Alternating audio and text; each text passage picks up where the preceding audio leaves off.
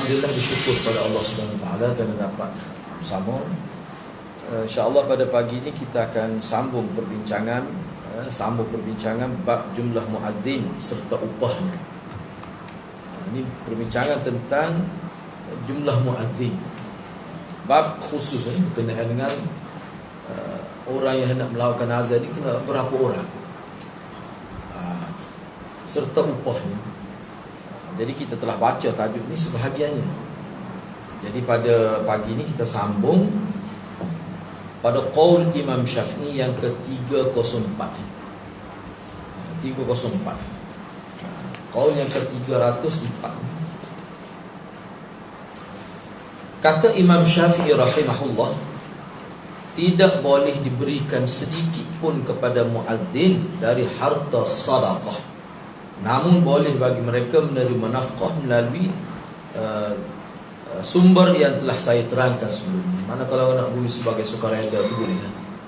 Ni pandangan di segi harta sedekah. Sebab sedekah ni dia kira-kiranya untuk orang yang betul-betul memerlukan, miskin, fakir, itu maksudnya. Baik, jadi perkara ni termasuk dalam perkara yang tidak dibuat satu ketetapan secara nas lah. Mana tidak ada kenyataan daripada Nabi itu. Cuma ni pandangan Imam Syafi'i begitu ya. Tidaklah bermakna kalau seperti sekarang ni kan, bila pun ada siap semua sekali kan, pengurus-pengurus masjid ni yang mengurus masjid ni memang dibayar. Jadi perkara sebenarnya tidak jadi masalah pun. Sebab apa? Sebab zaman sekarang manusia semua bekerja, dan masing-masing sibuk lah. Kalau tidak diberi kerja khusus dan tidak ada pendapatan, itu kira-kiranya aniaya lah, kepada satu penganiayaan kepada dia. Ini termasuk dalam bab keperluan. Sebab apa? Kalau dulu lah, sekarang ni lain, tak sama sistem itu. Cuba bayangkan sekarang tak? Kalau imam itu pun tidak dibayar gaji, lepas tu dia terpaksa bekerja, terjejah tu. Memang terjejah, tak rasa itulah. Lebih-lebih lagi pengurusan sekarang dengan pengurusan dulu berbeza. Banyak aspek-aspek tertentu yang dari sudut pengurusan dulu tidak ada, sekarang ni ada. Sekarang ni orang urus masjid pun cara korporat. Maksudnya apa? Maknanya masjid ni dia kena ada sumber yang tersendiri, barulah dia boleh berjalan program itu dengan baik. Jadi urusan korporat ni bukan, jangan kita fikir bila korporat ni macam masjid berniaga. Kalau berniaga tak apa. Setengah-setengah masjid tu dia ada homestay, pun sumber pendapatan. Bahkan sebahagian tanah masjid dibuat tempat rumah penginapan. Daripada sumber itu sahaja pun sudah sebanyak mana. Itu makna pengurusan. Barulah teratur. Setengah-setengah masjid tu 5 orang imam. Surau je, bukan masjid pun surau. Sebab itulah kita tengok bahawa nampak pengurusan dia nampak sistematik lah. Itu cara tu. Cuma yang dimaksudkan dari Imam Syafi'i sini, harta sedekah tu maknanya sepatutnya bila kata sedekah ni untuk orang fakir, untuk orang miskin, tiba-tiba terjejah hak mereka, kenapa dibayar? Itu maksudnya. Sebab dia tidak ada satu nas. Ini pandangan Imam Syafi'i. Jadi pandangan Imam Syafi'i perlu dia mikir lah, mana sebaik-baiknya duit itu kita daripada sumber yang lain. Contoh kalau di Indonesia sekarang ini, maknanya ada satu institusi khusus, bagus lah, yang menyelaraskan pengurusan itu. Kalau tidak bercelaru, qaul yang ke-305, Imam Syafi'i berkata, tidak boleh melakukan azan kecuali orang yang adil, orang yang baik, orang yang berakhlak, orang yang dipercayai, tidak akan mengintip aurat manusia dari atas menara. Sebab dulu lain, sekarang ni kita pun tak nampak dia nak intip. Kita nak intip dia pun tak boleh. Sebab apa? Sebab dengan ada sistem, dia punya sound system lah, kita kata pembesar suara. Dulu naik tempat tinggi. Sebab tu kalau kita tengok perhati, kalau kita buka dalam internet, masjid-masjid dulu, dia ada tangga di tepi masjid. Tangga kecil. Untuk apa? Untuk muazzin tu. Ada dalam internet saya tengok, betul dalam kita bicara Sunan Nasa'i dalam ni, 2 orang sekali azan. Seorang itu menghadap ke sebelah timur, orang ni menghadap ke sebelah barat. Dan di tepi masjid dia ada tangga kecil untuk muazzin naik, muadzin puncak. Kenapa tidak ada pembesar suara? Tidak ada ni mic dan tidak. Hatu dulu biasa. Setengah tu kalau bila naik atas bukit. Kita akan jumpa dari Sunan Nasa'i. Bila azan, dia naik atas puncak bukit. Bila dia turun tu, sampai bawah tu sudah molek iqamah. Bila dia turun, maknanya iqamah ni dia tidak perlu naik dah. Sebab dia untuk solat dah. Maknanya Aisyah kata, waktu antara azan dengan iqamah tu waktu turun muazzin. Dah banyak kalau dia naik tingkat, kita kata tingkat apa? Lenguh kala, kakak berhenti ke tidak lah, ikutlah bila dia turun sampai ke sah tu. Mana? Iqamah. Dulu. Sekarang tak apa lah. Duduk dalam bilik tu 2 kali pohonnya tinggi menara. Jadi betul-betul Imam Syafi'i sebut ni berdasar pada wakil, realiti zaman dia. Namun duk ngetau ya pula. Mungkin dulu tempat mandi itu mana ada bumbung. Namun duk ngetau tu tak boleh kena haju lah. Lama bila rupanya sungguh sangat nak azan tu punya ada benda lain. Ni muazzin yang kacang. Waktu Imam Syafi'i kata kena adik, boleh dipercaya, akhlak lah. Tidak dulu nak ngetau kan masa azan tu. Apa tu? Keadaan dia sebab dia berada di tempat tinggi, itu maksud dia. Dan dia ni boleh menepati waktu dengan amanah, jujur dalam bekerja. Bila dia sanggup pergi amanah tu, dia kena ada kejujuran. Apabila seseorang muazzin belum balik melakukan azan, maknanya tak cukup umur lagi. Mumayyiz dah tak cukup umur lagi. Maka harus tak ada masalah. Sesiapa sahaja boleh melakukan azan, sama ada dia tu hamba ataupun dia tu mukatab. Mukatab ni mana hamba yang nak bebaskan diri dia, tapi disyaratkan dia kena bayar lah. Jadi bayar tu bayar surai pun boleh, bayar sekaligus pun boleh ikut lah. Dia panggil hamba, kalau dia bebas dengan sebab tu, dia panggil hamba mukatabah. Hamba yang mana dia membebaskan diri dia dengan jumlah kos yang tertentu. Atau orang merdeka boleh semuanya. Namun wanita tidak boleh mengumandangkan azan. Jika wanita mengumandangkan azan untuk laki-laki, maka azan yang dia kumandangkan itu tidak sah bagi mereka. Tidak ada azan bagi kaum wanita walaupun mereka salat berjemaah. Namun apabila mereka azan lalu beriqamah, maka hal itu tidak mengaku. Cuma lebih baik tidak. Ini mengikut pandangan Imam Syafi'i. Walaupun ada pandangan dalam mazhab lain kata boleh, tapi tidak kuat lah. Sekadar untuk didengari oleh tim dia saja. Misalnya muslimat dia buat program, katalah hari itu tak ada, mungkin di tempat-tempat tertentu lah. Misalnya dia buat di dewan ke misalnya. Jadi katalah tak ada lelaki, dia nak semaya sama dia lah. Kalau masjid tu tak timbul masalah. Boleh ke dia azan? Boleh sama-sama dia. Tak perlu guna pembesar suara, sekadar dengar untuk dia. Boleh. Dan suara dia pun tidak perlu dia kuatkan seperti lelaki. Mana tidak ada sunnah nyaringkan suara itu. Boleh. Tiba tengok dia buahnya Imam Syafi'i. Wanita tidak mengeraskan suaranya. Ia azan untuk dirinya sendiri dan hanya didengar oleh teman-temannya. Demikian juga halnya apabila ia iqamat. Bila dia iqamat, maknanya ada sunnah juga lah. Boleh pahala juga. Tapi dengan kadar begitu. Kalau kita perhatikan ulama fiqh ni, wanita ni dia jaga sungguh. Bini-bini wanita, bukan kata nak kau wanita kita.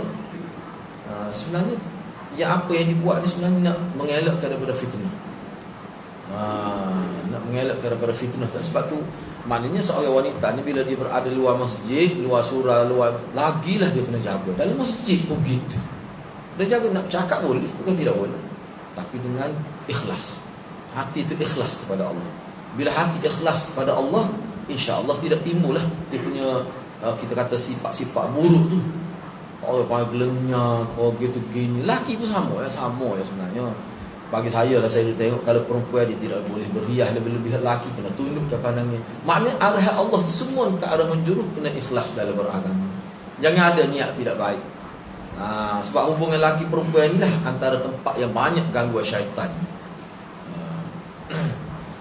Baik, seterusnya kisah azan. Kita nak bincang pula ni berkenaan dengan kisah, ataupun kalau bahasa Kelantan, asas silah jadi ada azan tu lagu mana? Asas silah dia, latar belakang dia nak boleh wujudnya azan, lafaz-lafaz azan seperti yang menjadi kebiasaan umat Islam sekarang. Bagaimana? Ni qaul Imam Syafi'i yang ke-306. 306.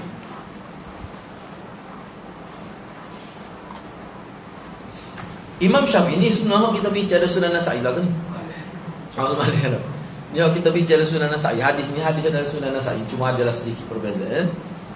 Imam Syafi'i berkata, diriwayatkan daripada Abdul Aziz bin Abdul Malik bin Abi Mahdurah, bahwasanya Abdullah bin Muhairith berkata, menceritakan kepadanya, cerita pada Abdul Aziz lah. Siapa dia? Abdullah bin Muhairith. Dia ni anak yatim yang diasuh oleh Abi Mahzurah. Abi Mahzurah bela dia, bela dia kan. Ketika ia dibawa ke negeri Syam, Abdullah bin Muhairith berkata, saya bertanya Abi Mahzurah, wahai pakcik, bukan pak saudara dia, wahai pakcik, saya akan pergi ke negeri Syam. Jadi saya takut orang tanyalah Hazan bagaimana. Sebab Abi, kenapa sebut begitu? Sebab Abi Mahzurah ni orang tahu dia lah Azan ni berkait dengan dia. Sebab ni dia akan cerita lah. Azan ni selain daripada Bilal, selain daripada Abdullah bin Maktum, Azan ni antara perawi utama berkenaan dengan Azan ni Abi Mahzurah. Sebab tu penting sangat. Jadi kira-kiranya anak akak dia lah, kita tanya yatim. Lama pergi Syria, orang tanya, mu tidak. Kau jumpa mu Abu Mahzurah, lagu mana Azan? Mesti orang tanya. Tiba-tiba saya tak tahu. Nampak sangat leweh. Nampak sangat tak cana. Sebelum dia pergi, mana cerita Abdullah ni takut orang tanya. Mungkin dia duduk dengan orang yang kira-kiranya azan ni melalui dia. Riwayat tentang azan ni. Lama orang tanya lagu mana? Mungkin tidak. Mungkin dia pergi mungkin tukar bel tu. Tak. Mahzurah ni tukar bel di Mekah. Lepas tu dia tanya tu, ceritakanlah kepada saya, kata Abdullah bin Muhairith. Abu Mahzurah pun pak akak dia lah, pun ayat lah, baiklah. Dia pun cerita. Sasir ni kisah ni. Kisah dia sebut. Walaupun kisah lain ada lagi yang mula-mula keluar azan tu, Abdullah bin Zaid. Dia bila yang mimpi setakat saya tahu bila dengan Abdullah bin Zaid. Bila ni itulah as-salatu khairum minan naum. Pak lain tu Abdullah bin Zaid. Tak apalah, perkara tak ada khilaf, kita bincang selepas ni lah. Abu Mahzurah menjawab, baiklah. Ketika dia pun ceritalah. Kata Abi Mahzurah, ketika saya keluar dalam suatu rombongan, kita sebut malah Ashiratul Ashirah. Saya ni orang yang salah seorang daripada 10 orang tu lah. Cerita dia ni sebelum dia masih Islam lagi, mengikut setengah ulama kan. Iyalah, nasabah lah, sebab dia mengejek solat, dia mengejek azan. Lalu kami berada pada sebahagian jalan Hunain. Kami mendapati Rasulullah SAW sedang balik, yakni kembali dari peperangan Hunain. Maka kami bertemu Rasulullah SAW pada sebahagian jalan tersebut. Lalu muazzin Rasulullah SAW mengumandangkan azan di samping beliau untuk memberitahu masuknya waktu salat. Itu fungsi azan, untuk menandakan masuknya waktu salat. Azan ini tidak berfungsi untuk masuk periksa, masuk dari periksa tu dia tidak. Ini untuk masuknya waktu salat, bila sebagai tanda masuk waktu salat lah. Kami mendengar suara azan itu, kata Abu Mahzurah, kami dengar suara azan itu, sedangkan kami dalam posisi duduk bersandar, duduk rehat. Lalu kami berteriak menirunya serta mempermainkannya, mengejeknya, duduk buat-buat. Tapi oleh kerana dia ni suara sedap, jadi Rasulullah pun dengar suara itu, dan Rasulullah mengutus kepada kami seseorang kepada kami agar kami menghadapnya. Maka setelah itu Rasulullah bertanya, bila kami menghadap Rasulullah pun tanya, ayyukumul ladzi sami'tu sautahu qadir tafa'. Siapakah di antara kamu yang aku dengar suara dia ni jauh tinggi, derah molek suara dia azan? Siapa dia kan? Nabi tanya. Jadi semua orang dalam rombongan bersama saya itu semua tunjuk pada saya, ni lah dia kan. Dia ni makan guru semua. Tapi dia sebut betul lah, memang saya semua. Bakal takut pada Rasulullah. Mungkin tentera ni masa ni pakai-pakai perang, mungkin balik perang pun tu main-main, maka kenapa ada pasal sebut ni. Lalu Rasulullah SAW melepaskan mereka semua. Rasulullah tahan saya. Maka Rasulullah berkata, qum bang fa'adzin bis salah. Berdirilah dan azanlah seperti azan untuk salat. Padahal dia tidak Islam lagi, kau ikut setengah ulama. Sebab tu dia buat nganyi pada azan. Tapi ke mana pun ulama kata dia ni sebenarnya hati dia sudah jinak dah pada Islam. Kalau kita baca dalam syarah hadis mungkin ni qaribu min ahdin bil Islam. Baik, lalu saya pun berdiri, kata Abi Mahdurah, tidak ada satu pun yang lebih saya benci daripada Rasulullah pada waktu itu dan daripada apa yang dia perintahkan saya buat. Saya benci benar ke dia masa itu. Engkau tidak Islam lagi. Dah dia suruh saya azan tu, tak ada faedah pun saya tidak Islam. Tu saya benci juga dia tu. Ada pun suruh saya azan. Tapi oleh kerana takut tu, yalah sahabat-sahabat lain pun ramai terbawa sini. Maka saya berdiri di hadapan Rasulullah sallallahu alaihi wasallam. Lalu beliau sendiri yang mengajarkan kepada saya cara berazan. Beliau bersabda, engkau ucapkanlah begini, Allahu akbar, Allahu akbar, Allahu akbar, Allahu akbar, asyhadu an la ilaha illallah, asyhadu an la ilaha illallah, asyhadu anna Muhammadar Rasulullah, asyhadu anna Muhammadar Rasulullah, sampai akhirlah. Kemudian beliau sallallahu alaihi wasallam bersabda kepada saya, sekarang ulanglah dan panjangkan suara. Kemudian beliau berkata, Nabi lah, asyhadu an la ilaha illallah, asyhadu an la ilaha illallah, asyhadu anna Muhammadar Rasulullah, asyhadu anna. Jadi mengikut ulama, orang ulang ni dia panggil tarjih. Kita bincang sekarang. Tarjih ni mana ulang semula. Tarjih ni sama ada kita baca slow mula-mula, asyhadu an la ilaha, baru asyhadu an la ilaha, kemudian asyhadu. Slow dulu. Ini untuk syahadatain saja. Untuk asyhadu an la ilaha illallah dengan asyhadu anna Muhammadar Rasulullah. Ataupun selepas tu mengikut dalam riwayat ni. Tapi tempat kita ni amal sebelum nah. Okay? Asyhadu an la ilaha illallah, asyhadu anna Muhammadar Rasulullah. Selepas tu baru disebut asyhadu an la ilaha illallah. Lepas tu asyhadu an la ilaha illallah, lepas tu sekali lagi. Itu dia panggil dalam istilah hadis, dia panggil tarjih. Bukan semua lafaz azan. Hak ni saja. Asyhadu an la ilaha illallah dan asyhadu anna Muhammadar Rasulullah. Bila selesailah semua azan tu dengan hayya 'alas salah 2 kali, hayya 'alal falah 2 kali, Allahu akbar sekali, kemudian la ilaha illallah sekali, selesai. Kemudian hadis ni ringkas. Kemudian mana selepas tu lah, selepas dia masuk Islam, beliau memanggil saya bila selesai azan. Lalu tidak lagi ni. Jadi bila saya selesai azan tu, praktik tu Nabi ajar dia bui pada saya satu beg kecil lah, macam beg ceruk, kita kata beg ceruk. Yang dalam dia ada sedikit perak. Perak sini ni maknanya bahan sesuatu yang diperbuat daripada perak, berhargalah. Kemudian beliau meletakkan tangannya di atas ubun. Ni siapa dia cerita? Abdul Aziz tadi. Abdul Aziz cerita perawi hadis. Dia kata selepas tu Nabi letak di atas ubun Abi Mahdurah. Lalu Nabi ni tak ada dalam hal kita baca semalam ni. Lalu Nabi buat gini. Nabi letak, Nabi puluk sampai ke muka, sampai ke pusat Abu Mahdurah. Nabi buat gitu. Nabi buat sampai ke pusat dia. Dalam riwayat kita baca semalam tak ada. Hanya tak sebut ni. Kemudian Rasulullah berdoa pada 3 kali. Sini sebut 2 ya. Dalam riwayat semalam 3 kali. Ya Allah berkatilah. Mudah-mudahan Allah memberkati engkau. Ya Allah berkatilah dia ni. Ya Allah berkatilah dia. 3 kali Nabi sebut. Ini sebut 2 ya. Selepas itu saya pun kata kepada Rasulullah, wahai Rasulullah, perintahkanlah saya melakukan azan di Mekah. Mana selepas dia Islam ni? Hadis ni dia macam nampak macam dalam satu majlis. Masa dia tidak Islam, ataupun boleh jadi dia Islam selepas tu. Jadi maknanya dia kata minta pada Rasulullah, perintahlah saya melakukan azan di Mekah ni. Kalau mengikut ulama, ni selepas dia masih Islam. Maka dia pun jawab, aku sudah memerintahkan kepadamu dengan azan itu. Kalau dia kau Syiah, dia kata munafik. Ini ayat benci Nabi. Awak boleh fitih tu, boleh duit sekarang tu lah sikit tu. Jadi minta azan pun lepas tu. Kacau usaha sahabat. Sebab tu kita kata sahabat tak dipakai. Kalau dia kau Syiah, lepas dia tak tahu cerita. Lepas tu dia nak kutuk sahabat.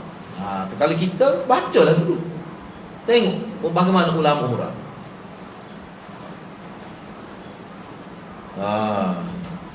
Jadi bila dia minta dengan Nabi, maka Nabi berkata, aku sudah memerintahkan kepadamu dengan azan. Mana boleh, mana Nabi bertauliah dia ni.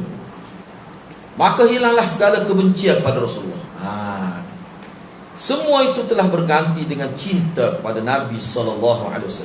Lalu saya datang kepada Attab ni, bukan Attab. Guna ta, bukan guna ta. Attab bin Asid. Siapa dia ni? Dia ni wakil, pembantu Rasulullah lah di Masjid Haram. Kemudian melakukan azan atas perintah Rasulullah SAW. Ni cerita ni di Mekah ni.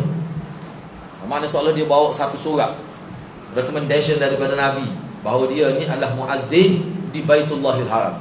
Semalam kita baca memang ada sebut terang dia jadi muazzin di Masjid Haram. Ibnu Jurayj berkata, dicerita kepada saya demikian itu oleh orang yang saya jumpai daripada keluarga Abi Mahzurah. Dia tak sebut siapa. Semalam lebih sebut dengan terang lagi. Baik.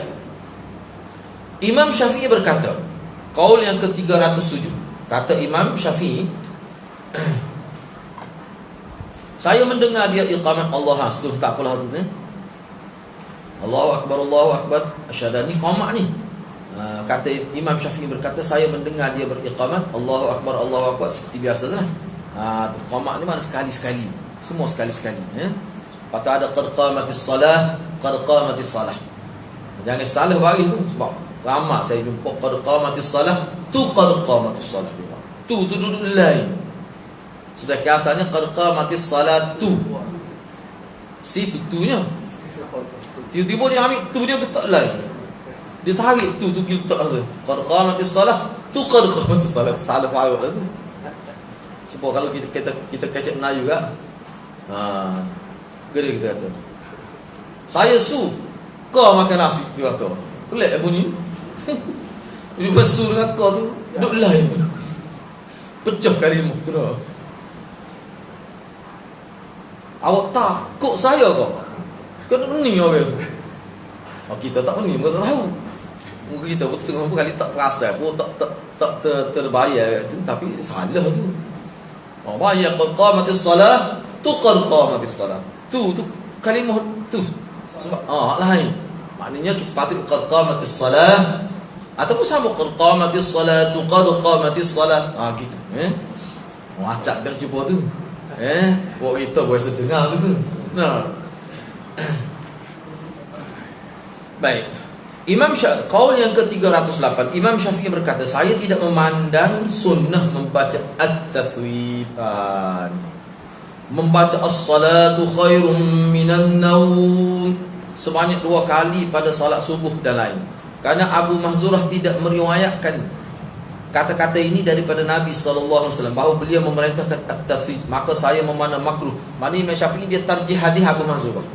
Walaupun ada disebut lain tu, tapi dia kata tu dia tarjih tu bagi dia makruh. Tak ada as-salatu khairum minan naum. Tapi ini termasuk khilaf lah. Imam Syafi'i tak ada. Wah, nampak kita amal. Mana dia pakai mazhab tak ulama dari mazhab Syafi'i. Mana kalau Imam Syafi'i tak ada. Tak ada. Nak buat pun tak apa, boleh faham. Sebab ada hadis cuma Imam Syafi'i dia tarjih hadis Abi Mahzurah. Dia kata ni kuat. Sebab dia kata ni kuat. Dan Abi Mahzurah dalam bab azan ni riwayat dia jadi utama. Abi Mahzurah tak ada tu dia sebut.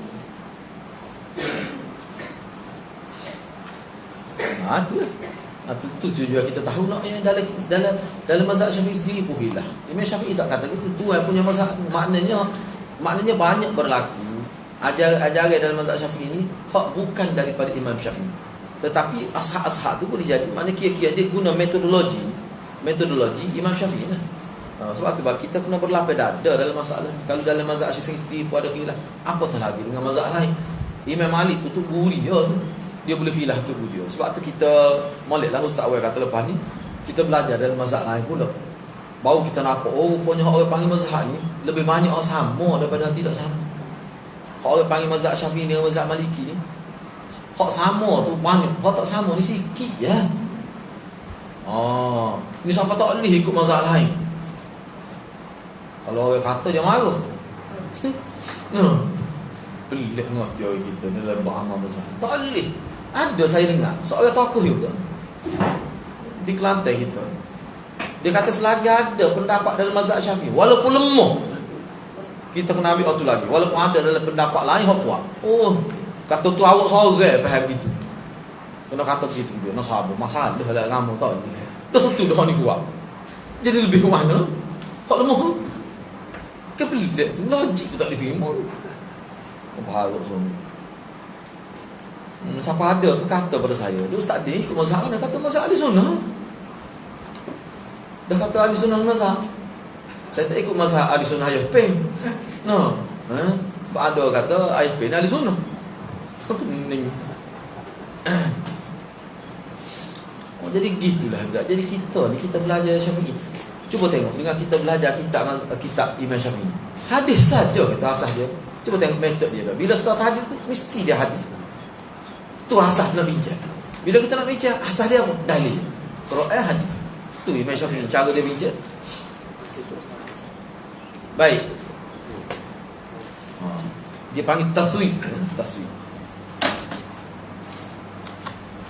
Ibnu Umar zaman dia kan, saya sebut lepas azan tu ada orang kata lagi muazzin kan, as-salah lepas azan, lepas la ilaha illallah.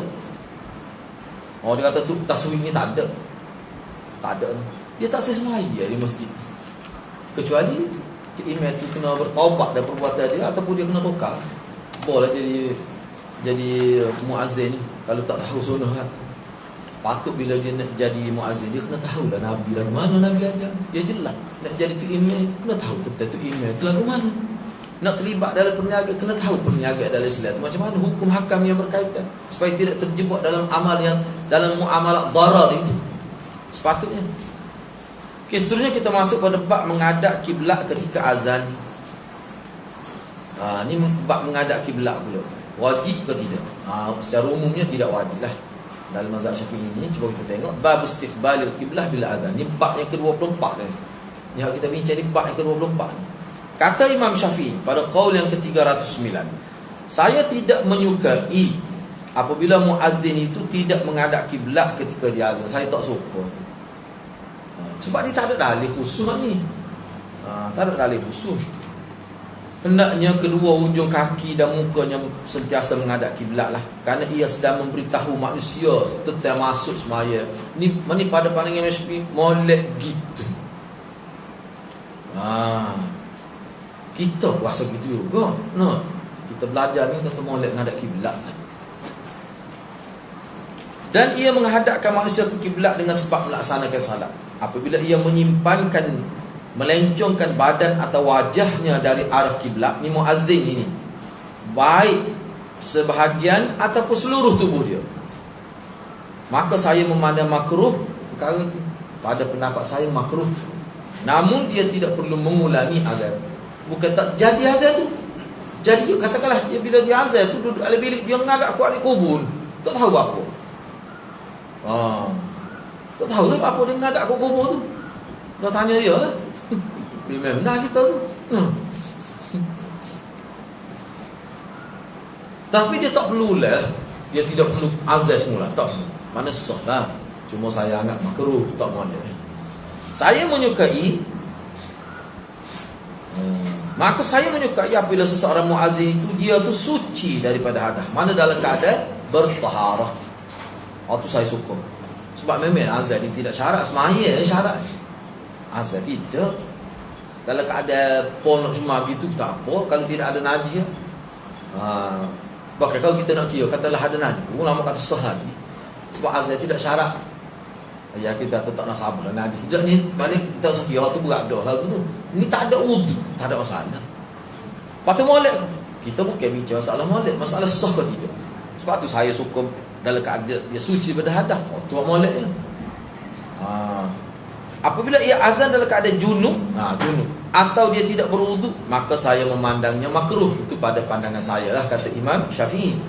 Namun kalau dia buat gitu juga, dia tidak perlu mengulangi azan itu. Demikian juga saya memerintah kepadanya untuk iqamat dengan menghadap kiblat dalam keadaan suci daripada hadas. Apabila pada azan dan iqamat itu ia tidak dalam keadaan suci, maka saya menganggapnya makruh. Namun antara azan dengan iqamat, hak paling saya tak suka. Saya tak suka sangatlah apabila seorang muazzin itu ketika dia iqamat tu dia tak ada wudu. Mana saya tak suka. Apa tu? Kerana ketika dia iqamat tu sebenarnya orang ramai sudah masuk sah dah tu. Tiba-tiba lepas iqamat tu tak ada muazzin. Dia ambil wudu. Lobet sebab dia sah dia tu. Orang pun sebab salah. Silap-silap pula hak belakang masuk penuh tu. Dia tak kena tubik kun. Kata ada itu tapi kun lah nak ikut belakang pula dah. Pelik, dia nampak pelik lah. Sebab qomak ni kalau setengah-setengah mazhab misalnya Hanafi, qomak ni dah tak ada memang pendapat kuat, tak ada doa selepas qomak ni. Sebenarnya waktu kuatnya kita pun tengok dalam hadis. Ada tak ada. Sebab tu kalau mazhab Hanafi kak tu imam kata bila kata la ilaha illa Allah selalu dah dia. Selalu. Doa tu kan, tu azan tu bukan qomak. Yalah kita nak baca tidak apa-apa, cuma kalau nak cari dalil kuat kan gitu. Boleh pergi mazhab. Selalu siapa guru saya kata kadang-kadang tu tak ada habis la ilaha illallah. Hidup tunggu tu. So Allahu akbar. Kita kata niat masa mana? Niat masa mana? Pokok tu khabar berlaku tu masa nak mayat. Tak ada seorang abu pun dalam tak ada tak khabar. Oh. Baik. Kadang-kadang orang kita ni gitu lah. Kalau kita kata begitu, marah tu bro. Dia kata dia mau tak buat tu selara. Bila kawin lara dia pun pasal pun tak faham. Bila kita lara, kita ayat kata tak ada dalam hadis tu. Yalah kalau ada pun maknanya tak kuat lah. Kira begitulah. Dia hak suruh. Kan kita duduk baca, tak jumpa lagi dah. Tak jumpa lagi. Banyak dah baca tu. Tak jumpa lagi. Dia memang tak jumpa dalam nasai tu. Kemudian kita tak ada. Gimana saya ni antara yang kata qomak tu maknanya tak ada dia punya doa ikhram. Doa azan je. Doa lepas azan. Selawat lepas azan ada. Lepas azan kita selawat. Nabi tak ada. Itu saya tu. Lepas tu mengucap 2 kalimah syahadat. Lepas tu doa khusus. Tu ada. Buatlah ada. Wajib apa tu? Tempat tak ada pun nak buat itu. Atau banyak tempat ada tak buat pula.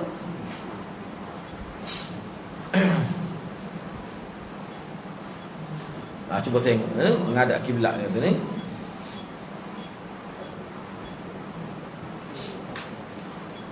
Jadi perbuatan dia tu sebenarnya menyebabkan orang jadi terfitnah lah dia. Orang anggap tu bila cari tu bila lain lah jadi timbul gitu lah. Jadi nampak macam dia ni meremehkan salat. Sebab apa? Sebab tradisi, adat, budaya semaya umat Islam zaman Nabi bila? Apa di ketika lepas qomak tu angkat tangan Nabi. Takbir, imam, Allahu akbar. Tu kebiasaan. Tak pun nanti dalam Abi Hazal ni kita boleh tahu lah dalam bab kitab Sunan Nasai. Kita boleh nampak. Dalam ni pun kita dah berbicara azan dah tu. Baik, bab seterusnya berbicara ketika azan. Ini bab yang ke-25. Masa azan tu dia kecek bila-bila. Talih.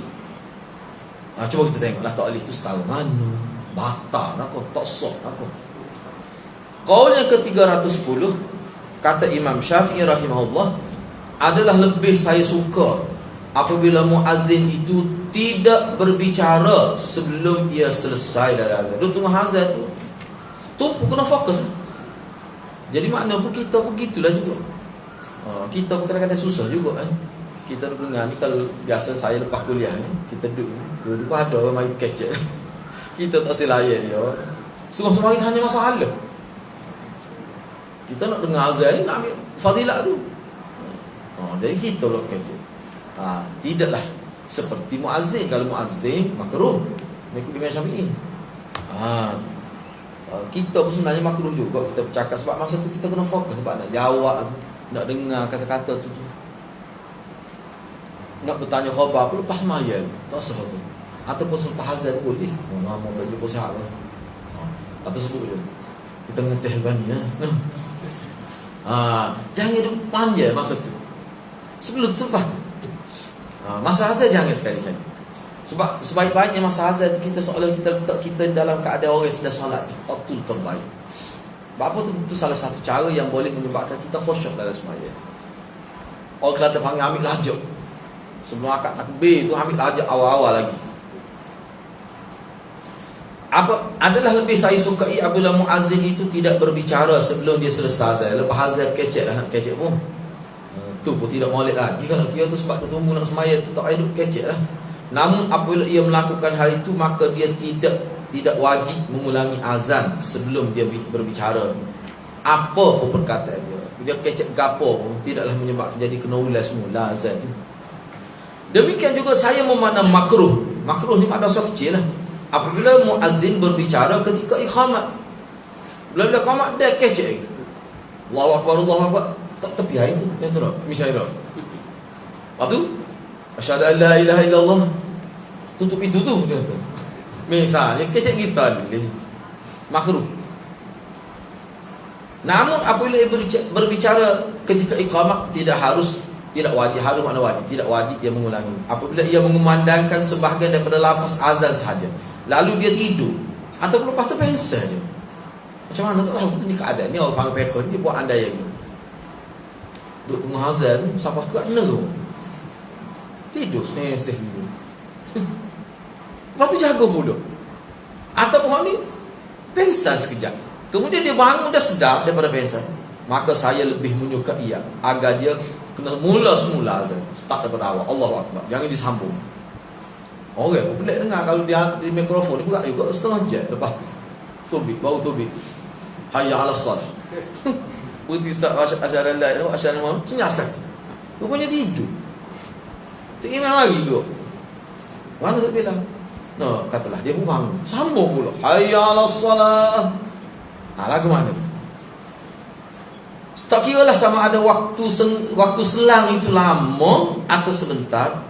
Namun apabila ia melanjutkan selepas itu dia sambung azan, maka hal itu tidak mengapa. Boleh saja. Ada masalah. Boleh. Tapi kok mana saya lebih suka kalau dia start semula. Kalau dia start mula saya lebih suka. Moleknya gitulah. Nak aku siapa nenggo. No. Biarlah nak ayat kalau jadi gitulah kemana.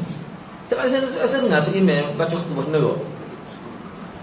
Malah sebut masjid mana, saya ada duduk pokok dulu. Dengar. Senyap mentah. Memang tua sungguh saya nampak dia. Sebab dia baca khutbah pun dia pegang ni, dia tokak, dia pegang lagi, dia tokak gitu. Tokak siku di atas bira mimbar. Dia baca khutbah kita kata Allah kata burak ni. Lepas tu tepi tu kali anak mungkin dia tak sebut ustaz dia tak suruh. Dia pakai siapa mati dia nak ambil kelebihan jadi email ya, kelebihan tapi kan negara sampai di Mekah dia terkejut, dia pun sama pula kata apa. Moga dia baca kita pun saya tolak ni. Kata faham. Kita pun paling kau jelas sebelah ni. Kata tak sebuti ustaz, tak sebuti sudah buti. Ui kau bilang tak sih. Ada je gitu. Malas sebutlah masjid mana, masjid tepi jalan ni. Sebut terucuk mulut pun halal. Tak sebut lah. Nah. Kebetulan saya ikuti balik daripada mana tak ingat, musafir jauh lah. Saya ingat tu malas pulang kampung mana. Silap ke kampung, sebut masjid dia. Ikuti mana? Penuh orang, penuh. Mama. Masjid tu dia renovate oleh RM500,000. Masjid. Comel lah. Tak apalah, tapi kalau sekarang tu saya rasa kena tak habis. Sebab tu dia sebut kita bincang sebelum ni. Penguasa dia sebut mana saya tengok saya baca. Imam Syafi'i dia suka bahawa urusan masjid ni misalnya muazzin imam mana pemerintah dia kena urus, dia kena kontrol. Sebab kalau orang lain nak suruh dia buat tak ni. Supaya majlis agama Islam atau tebik surat penghargaan kepada dia, bagilah kita kata pencen ke, walaupun tak ada pencen tu majlis ni. Molek bagi menghargai dia lama berkhidmat. Tapi institusi kena main peranan. Ketidaknya ya. Sebab banyak ada setengah email tu baca tu sangat baca dia. Sehingga kita pun tak pergi semalam Jumaat. Alhamdulillah kita dapat maklumat beberapa bulan lepas dia diberhentikan. Sebab apa? Sebab dia tak mahu berhenti. Dia maklum pada saya lah. Saya tak pergi semalam. Waktu email sebelum dia tu memang kita pergi tu sebab kita lama dia ikuti berarti email sebelum ni kita puas hatilah cara ni. Tepat waktu, lepas tu tegas. Mana sebelum masuk waktu tu dia email ni bagus tu email ni. Dan dia pun cari duit ke mana. Dia rajin. Dia tumpu semua ni payah nak cari email gini. Lepas tu dia pun tak ada kerja lain. Dia pencing. Dia guru pencing, dia pencing awak. Jadi email kapun dia lah. Saya pergi semaya. Boleh kata semua kita pergi semaya dengan ayuh. Siapa kau tak tahu apa saya pergi semaya. Nah, lepas dia meninggal dunia, mari tu email lain. Apa kau baca Quran. Kita tak pergi lepas. Jadi masing-masing kritik kita pun kritik dengan cara baik lah. Muka masjid ke dia ada peti caranya kita masuk. Wah masuk surga. Tak putih-putih. Orang lain pun kata bangga. Siapa jadi tinggal nampak terjejak. dia punya bilangan ahli Jumaat ketika hari Jumaat. Lepas tu dia butuh capur dengan penyakit lain tu lah. Tapi salah satunya waktu tu tertaruh sama. Sehingga kalau dia baca Quran kita jadi tak tenang. Sepatutnya syarat orang nak jadi imam bila dia baca Quran orang jadi tenang. Ni kita mengaji serabut perut dia baca Quran. Itu pengalaman Anas sendiri. Hak gini lah sepatutnya betul dah Majlis Agama Islam buat ni. Mana dia mesti melalui proses dia. Dia interview. Contoh saya lah nak jadi, sebelum saya jadi imam tu saya baca khutbah ni dia panggil apa ni? Khatib rawatib. Jogati. Dia suruh kita baca khutbah. Enggak kita gitu pun tulah kau itu dulu dengar kita kuliah orang. Orang kata sebuah salah nak suruh ustaz dia baca khutbah. Tapi pernah baca juga, kata tak apa. Lepas tu dia suruh saya kata nanti tidak jadi muazzin tak apalah dia tu. Cukup syarat nak masuk dalam azan kita itu. Kata baca khutbah kamu. Tak apalah, apa gitu tu. Lepas tu juga melibatkan jadi imam juga biasa khatib ni. Dia suruh baca Fatihah pula. Kalau tak buat lagu tu kena semua tak ada lagu mana. Yalah dia tidak nak pihak Majlis Agama Islam pun tidak nak sepakari lah. Pihak pokok kita. Tidak qari pun tak apa, tapi biar betul baca. Mana orang yang jadi tidak serabut buruk lah. Ni sama serabut buruk.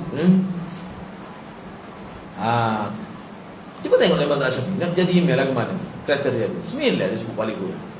Bahkan kalau dua calon ni, hak ni ada anak 5, hak ni ada anak 10, kena bagi anak 10. Setelah hak lain serupalah ke markah sama-sama sedap baca Quran, jauh orang kampung suka. Tapi hak ni anak amak. Sekarang anak yang ni sebutnya anak amak.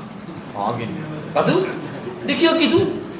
Nak yang dalam mazhab Syafi'i ni maknanya kita nampak bahawa di titik berat ke perkara itu bukan main-main. Tu maksudnya. Jadi kita ni bila iyalah mana kita kena tahu lah kita ni sedap kata sedap. Setengah orang tu royak tak boleh nyetok. Maknanya biar kita berasa. Mana boleh maknanya kita tu tak sesuai nak khidmat agama cari bahagia lain. Banyak lagi khidmat untuk agama ni. Gitu. Seterusnya, seseorang yang azan dan yang lain iqamah. Makna muazzin dengan tukar bel dengan tukar qamat ni lain. Baik. Qaul yang ke-311, Imam Syafi'i kata, apabila seseorang mengumandangkan azan, maka saya lebih suka dia juga ya iqamah. Saya suka gitu. Tetapi diriwayatkan tentang hal ini. Ni kita jumpa dah Sunan Nasa'i ni.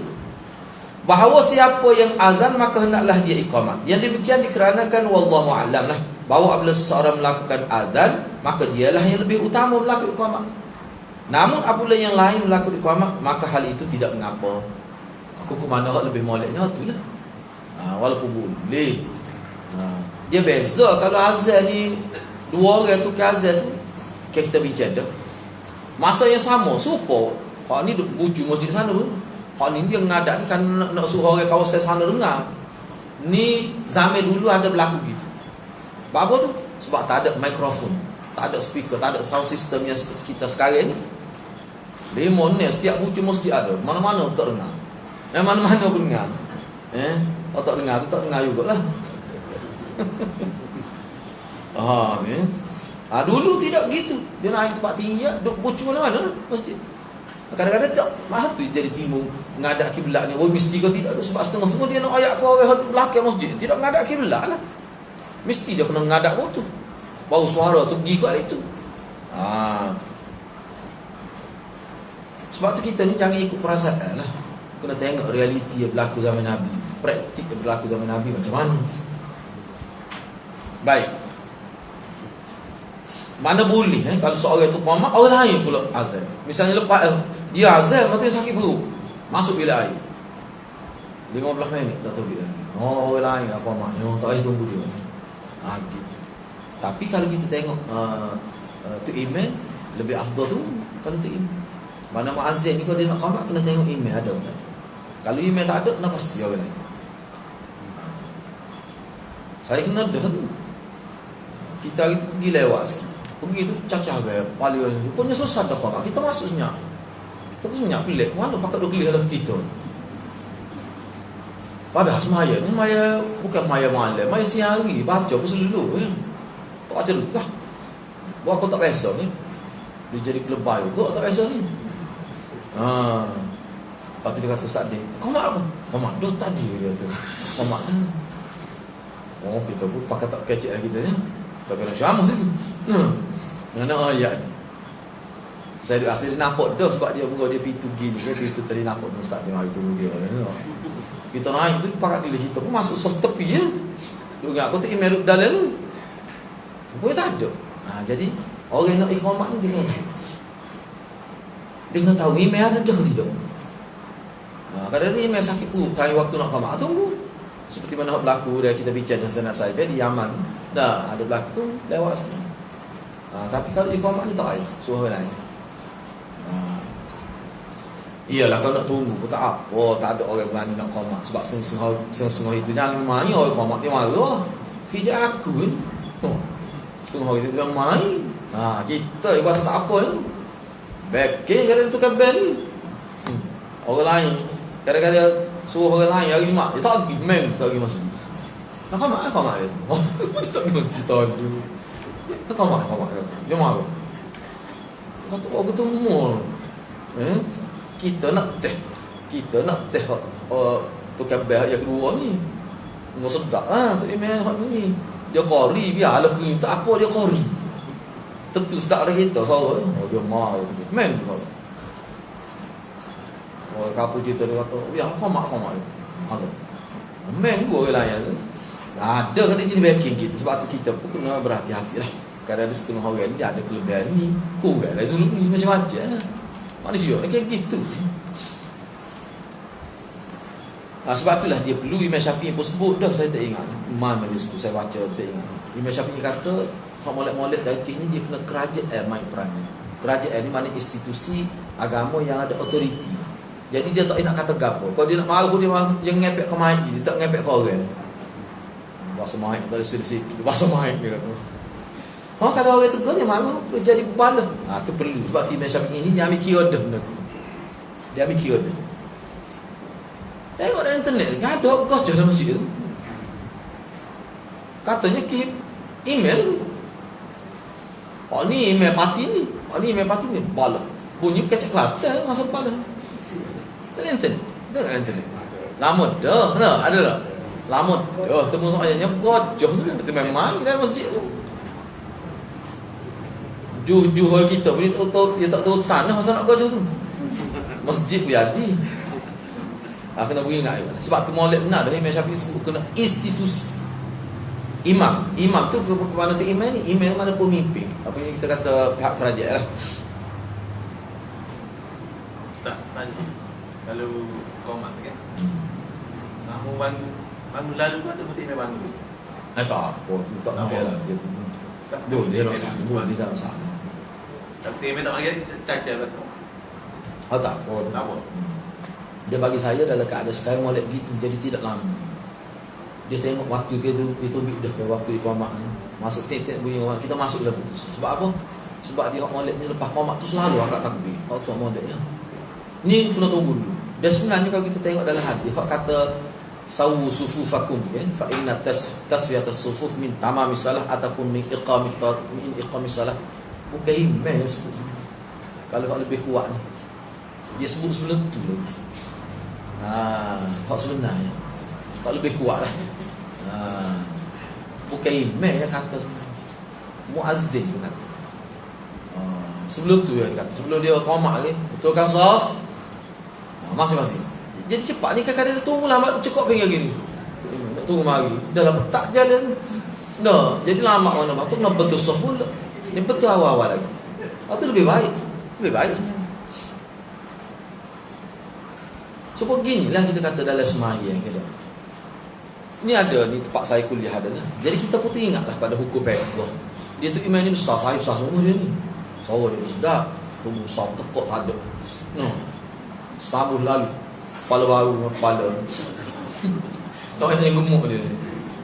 Dia ketika dia iktidal, dia nak tunggu lama. Dia kena betul hak ni dulu. Orang ni pula tu nak naik pun tokak ni dulu baru naik. Dia menaik setakak-setakak kita tu. Mungkin dengan tubuh dia besar. Timbul isunya, kena tunggu dia turun rapat dulu kepala baru kita boleh. Sedangkan dia kata Allahu Akbar tu tak ada lagi. Jadi kita nampak dia Allahu Akbar tu dia baru nak turun. Lagu mana dengan orang belakang ni? Kalau orang belakang turun dah. Dah bila dia kata Allahu Akbar orang tu turun.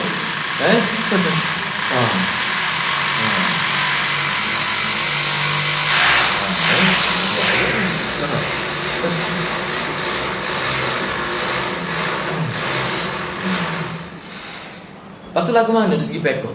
Kira mendahului imam ke tidak? Sebab tu ulama fiqh kata kalau yang memulakan pergerakan tu imam, kira dia tu. Maknanya kalau kita jadi litah dia, padahal dia dulu, tu tak apa lagi. Ni maknanya tu imam tak buat lagi, kita buat dah. Tu baru tadi. Tahu kan?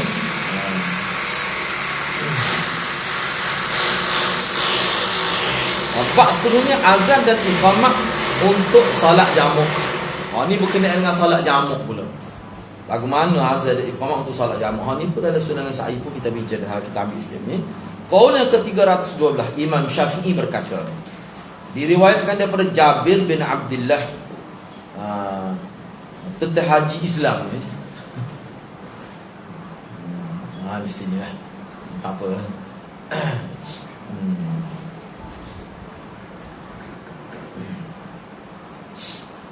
Dia tu dari segi terjemahan. Dan kalau dalam istilah orang mengaji bahasa Arab dia panggil mudhaf ilaih. Mudhaf ilaih dia ada takdir haraja, haji dalam Islam. Cuba ni tak apalah saya baca. Tu sebenarnya tu faedah kita tahu nahwu tu, tak mak ngaji pun ada. Sama ada dia kita takdirkan li, misalnya baitullah, baitul lillah, rumah milik Allah. Mudhaf ilaih. Ataupun terjemah fi sini. Hajjatun fil Islam, bukan haji Islam. Haji dalam Islam. Dia ada takdir. Tu kalau ngaji mudah-mudah, kalau ngaji nahwu dia fahamlah. Sebab ini dia panggil tarkib idhafi dia panggil. Tak tahu apa satu ustaz. Kita baru daftar nama ngaji bahasa Arab. Tak apalah. Cuma saya sebut tu jangan pula kita kata salah. Ni dia terjemah secara harfiah sangat ni. Haji dalam Islam. Haji dari Syiah tu tak kira lah tu. Syiah pun dia ada haji cara dia. Kita kira Islam. Apa je ustaz, Syiah tidak Islam ke? Tak. Tu yang kita jawab. Tak suruh kecap banyak lah tu. Tak sini. Kita pergi lalu. Patayah pun dok juga. Tak suruh tukar. Mudah. Kata sakit kepala kita kata dia Islam. Baik. Kalau nak kira, kalau nak sebut Syiah dah. Kalau kita nak kata Syiah setara tu amal dia, kita kata Islam lagi jauh lebih Islam Kristian daripada dia. Kau nak kira Kristian tidak setara tu, jauh tu Syiah pada Kristian. Kalau kita kata kafir tu, dia tiga tu ya. Syiah ibu apa 15 ini campur Nabi pula, campur Fatimah, campur Khadijah pula, campur Khadijah 12 campur 3, tidak 15 lah tu. Dalam email masuk Sayyidina Ali sampai Imam Mahdi Muntazar tu dah 12. Campur Nabi pula, campur Khadijah pula, campur Fatimah pula. Anak orang lain dia tak iktiraf, Fatimah saja dia iktiraf. 15 orang. Lepas tu kita kerja 3 orang Allah, Nabi Isa. Ni 15. Lepas tu hadis begitu banyak hadis. Banyak kau lah nak sebut Syiah ni. Kau nak kira ni. Baik. Diriwayatkan daripada Jabir bin Abdullah tentang haji dalam Islam. Ia mengatakan Nabi SAW pergi ke tempat wukuf di Arafah. Lalu baginda melakukan khutbah yang pertama. Ni khutbah ni, haji wida ni. Khutbah wida ni untuk haji wida. Kemudian Bilal mengumandangkan azan. Lalu Nabi SAW memulai khutbahnya yang kedua setelah Nabi selesai dari khutbahnya yang pertama. Bila dilakukan azan, maka Nabi pun mula baca khutbah. Selesai khutbah pertama, Nabi baca khutbah yang kedua. Bila selesai, Bila pun melakukan azan. Kemudian selesai Bila dari azan. Lalu mana Bila azan itu baru Nabi baca khutbah. Lepas tu selesai khutbah, iqamah, lalu semaya. Kemudian mereka mengerjakan salat zuhur. Lalu diiqamah, dikumandangkan lagi untuk mengerjakan salat asar. Khutbah di Arafah ni. Khutbah. Nabi ada khutbah. Kalau hari Jumaat pun gitu juga. Khutbah. Kalau hari Jumaat gitu juga. Maknanya ada azan. Kita kata ni dia semaya zuhur, kita kata dia semaya zuhur. Tak apalah. Baik, tak apalah kan. Sebenarnya ada Jumaat tu dia buat tu sebenarnya. Mana kalau zuhur pun gitulah juga. Dia bagi dia ni khilaf banyak ni. Kalau kita baca dalam kitab khilaf tentang ketika berada di Arafah hari wukuf tu, banyak yang misalnya contohnya tidak ada waktu terlarang misalnya. Adanya semaya sunat rawatib, sedangkan musafir tak ada sunat rawatib. Dan kalau kita musafir, ini ada. Hak ni khusus untuk di Mina, Muzdalifah dan di Arafah. Kamu ikut ulama. Dia lain, kena tahu tu. Tempat tu lah, tak boleh, tempat kita tak boleh buat gitu. Kalau musafir ke tak ada, ke tidak sunnah, ke rawatib ni. Baik, tak apa. Lalu iqamah dikumandangkan lagi untuk mengerjakan salat asar. Maknanya ada tu. Ni jamak jamak selalu. Zuhur dengan asar. Jadi maknanya setiap waktu tu ada apa ni iqamah, jamak sekali. Apa ni azan sekali. Ingat ada dalam peperangan Ahzab tu kan, kita bicara sunnah saya tu tak.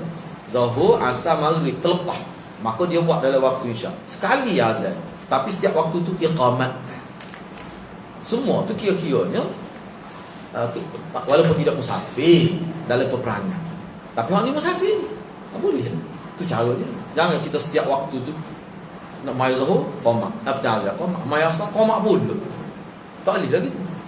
Sebab satu waktu ni satu saja. Dalam satu waktu. Walaupun semaya lain dibawa masuk situ atas nama jamak tu. Qamat tu ya, sunnah. Tak buat pun tak apa. Rugilah, tak boleh pahala.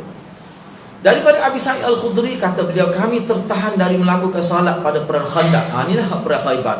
Sampai setelah masuk waktu maghrib dan malam telah menjelang, hingga akhirnya kami mendapat pembelaan dari Allah. Itulah maksud dari firman-Nya, dan Allah menghindarkan orang-orang mukmin dari peperangan, dan adalah Allah Maha Kuat lagi Maha Perkasa. Sibuk berjaga-jaga. Mungkin dia tak jadi perang dalam, dia tak ada perang lah. Sebab tentera kafir tak boleh melepasi dia punya parit tu. Cuma duk berjaga-jaga. Buat dia usaha nak masuk ni. Sampai jadi bila berkawal tu tak sempat nak salat. Tapi tak berlaku peperangan. Walaupun ada juga berlaku panah-memanah tu, ada juga sahabat Nabi misalnya apa tu? Sa'ad ni. Sa'ad. Ya. Dia kena apa ni? Sa'ad lagi siapa? Dia ada kena anak panah. Tak kira Sa'ad. Aku kena anak panah ni. Lepas tu dia mati. Bukan itu. Tapi tak mati lalu mati dulu. Katanya kena digeting awak besar. Sebab dia panah, dia ada racun. Kesal. Ada sahabat Nabi kena sikit, luka sini cala tapi mati. Apa tu? Racun. Dia kena racun kepala anak panah, mata anak panah. Tak apalah. Waktu tu perbincangan akhirat. Lama lagi lah. Moga kita baru puas badan tak habis lagi. Nah, tak tahu bila nak siapa abad tu. Moga tu tahun kelima. Ni tahun kedua puas badan ni. Baik, lalu Rasulullah memanggil Bilal dan menyuruhnya iqamat. Bilal pun melakukan iqamat untuk salat zuhur. Sebenarnya dalam riwayat lain itu azan dulu. Memang azan. Kemudian melaksanakan salat dengan sebaik-baik yang dikerjakan tepat pada waktu. Kemudian dia melakukan iqamat untuk salat asar yang dikerjakan seperti demikian juga. Kemudian dia melakukan iqamat untuk salat isyak. Lalu dikerjakan seperti demikian juga. Jadi setengah riwayat tu azan untuk melaksanakan dalam azan melaksanakan. Dia gini yang mudah saya sebut. Hari ni kita bicara. Dia berkait dengan ini ada azan. Maknanya bila kita jamuk, contoh Nabi sampai jamuk 3-4 jamuk. Zuhur, asar, maghrib sekali dengan isyak. Azan sekali, qamat setiap waktu. Betul. Kata Imam Syafi'i, dalam keterangan ini kita dapat mengambil kesimpulan bahawa setiap orang yang menjamu antara dua salat, maka dia harus melakukan iqamah pada setiap akan menulis. Harus ini maknanya sunat lah. Ia melakukan azan untuk salat yang pertama. Salat mula-mula tu dia azan dulu, kemudian iqamah salat zuhur, kemudian dia iqamah salat asar. Begitulah juga kalau dia semaya dalam waktu asar pun begitulah juga dia buat. Kata Imam Syafi'i lagi tentang muazzin yang tidak mengumandangkan azan untuk Nabi SAW ketika menjamak salat pada ketika berada di Muzdalifah dan Khandaq. Ini menunjukkan bahawa seandainya salat tidak mencukupi tidak sah tanpa azan, maka Nabi akan memerintahkannya untuk mengumandangkan azan sebab keadaan memungkinkan. Tapi dalam riwayat Nasai ada sebut azan tu ketika ni. Ini nanya perbezaan riwayat lah. Ada sebut mana azan dulu pas semaya waktu serentak tu. Imam Syafi'i berkata lagi, saya tidak mengetahui bahawa ada perbezaan pendapat atas seseorang yang datang ke masjid untuk salat sementara imam telah sesah dari salatnya, kemudian orang itu salat tanpa azan dan iqamah. Saya tak pernah tahu ada. Maknanya kalau kita mari masjid, tu imam sesah dah maya. Kalau mengikut dalam mazhab Syafi'i kena azan juga. Syarat semaya Jumaat. Kita mari Jumaat 3 awal. Dah mari sudah berlaku. Iyalah. Hak iqamah tu iyalah azan. Saya tidak mengetahui bahawa ada perbezaan pendapat seseorang yang datang ke masjid untuk salat. Mari-mari tu imam sesah dah maya. Kemudian orang itu salat tanpa azan, tanpa iqamah. Saya tak pernah dengar ada ulama kata boleh. Boleh ni maksudnya bukan kata wajib. Maknanya Imam Syafi'i nak ayatnya hak dia tahu. Dia tahu bila kata Imam Syafi'i tahu dan dia tak pernah dengar gini. Bukan sebab kita kata. Kalau kita kata saya pun tak pernah memang jahil. Mu tak tahu lah. Ni Imam Syafi'i kata ni. Makna bila Imam Syafi'i kata dia akan menjadi satu perhatian ya. Maknanya apa maknanya ni? Maknanya Imam Syafi'i kata hak tu semua molek-molek kena buat. Misalnya kalau kita mari 3-4 orang pun kita azan. Perlah ya sudah. Allahu akbar, Allahu akbar. Di rumah pun kalau kita sembahyang kita suruh dia azan. Tu cara dia. Apabila seseorang meninggalkan azan dan iqamah baik pada salat sendirian maupun berjamaah, maka saya memandang hal itu sebagai perkara yang makruh. Namun ia tidak harus mengulangi salat yang telah ia kerjakan tanpa azan dan iqamah. Jadi kalau kita tengok dalam mazhab Syafi'i, pandangan Imam Syafi'i, maknanya maya seorang pun kena ada azan juga. Yang kita bincang dalam Sunan Nasai, jumhur ulama kata iqamah saja kalau maya seorang. Nah, kecuali maya tu Jumaat walaupun 2 orang, tu molek kena ada azan lah. Tapi kalau kita tengok sini, pandangan Imam Syafi'i ni, apabila seorang meninggalkan azan dan iqamah baik pada salat sendiri ataupun berjemaah, saya anggap perkara itu makruh. Mana penekan dia itu Imam Syafi'i sampai dia kata makruh. Itulah perbezaan mazhab. Jadi hak kita ada amalan ni hak mana? Tak ada terus azan tu. Setengah-setengah masjid ni di Kelantan kita ni malas sebut masjid mana. Saya lewat boleh ada 10 minit 15 minit pakai amalan. Padahal kalau kita tengok dalam Sunan Nasai hadis Nabi lewat dah semaya. Adalah ketika sampai pukul 9 pukul 10 sampai dia panggil tasbikul nujum, sehingga jelas dah bintang-bintang bertaburan. Mana lewat dah tu. Lama dah masuk waktu isyak. Kok hazar lagi? Setengah-setengah mazhab dia kata kalau semaya di masjid jemaah ramai, kalau tak azan tak sah semaya. Ada ulama kata gitu, ayatnya penting. Kalau dalam mazhab Syafi'i lagi lah. Tiba-tiba tak sah dah azan. Padahal lebih 10 minit. Lebih. Kalau buat ayah anak-anak apa 10 tak apa lagi. Kadang-kadang kita ni bilik. Tu lah Dr. Basir kata. Kita ni banyak ibadat ikut perasaan, tak ikut ilmu. Padahal lewat apa dia? Dia kata takut keliru apanya? Tak mari tak keliru. Lepas tu kalau orang lewat bawa azan, kita tak mari, dah lagi dia mari masjid. Tak ada keliru apa? Kalau azan pukul 10 apa dia? Cuba ya. Siapa dia nak? Molek baru sekali-sekala bukan sama. Nak ambil kelebihan. Tapi orang kita ni pelik kot. Ada setengah tu dia tulis bila azan berhenti tak apa lah molek kot. Bila luar banyak juga. Jadi kita punya tok kadang-kadang dia palu gong tu. Dia bunyi macam malu gong. Boleh panggil? Beduk ke panggil? Beduk tu palu. Kita pun berhenti, lepas tu dia azan. Lepas tu sama pula. Dia ayat awal-awal lagi, dia tak memo, dia tepek. Tak boleh nak cabut, lepas tu dia tepek di Rasulullah tu. Tu tak apa juga gitu. Tapi kena azan kok mana pun. Dia tak boleh biar gitu. Kalau masjid terliput lewat beri azan. Kalau masjid terliput, saya biasa kan kita lewat sampai 15 minit. Dia mengajar tak boleh nak berhenti beri emergency gitu. Dia tak ingat ada penok ayat berapa ni. Kecuali masuk perenggalan yang boleh kira sikit. Gitu jadi sepatutnya kita buat gitu. Baik, yang terakhir begitu juga dengan menjamu menjamu solat dan dia secara terpisah pada waktu masing-masing. Jadi kalau pandang Imam Syafi'inya, maknanya bagi dia maulid azan. Kalau kita mai sendiri pun maulid azan juga.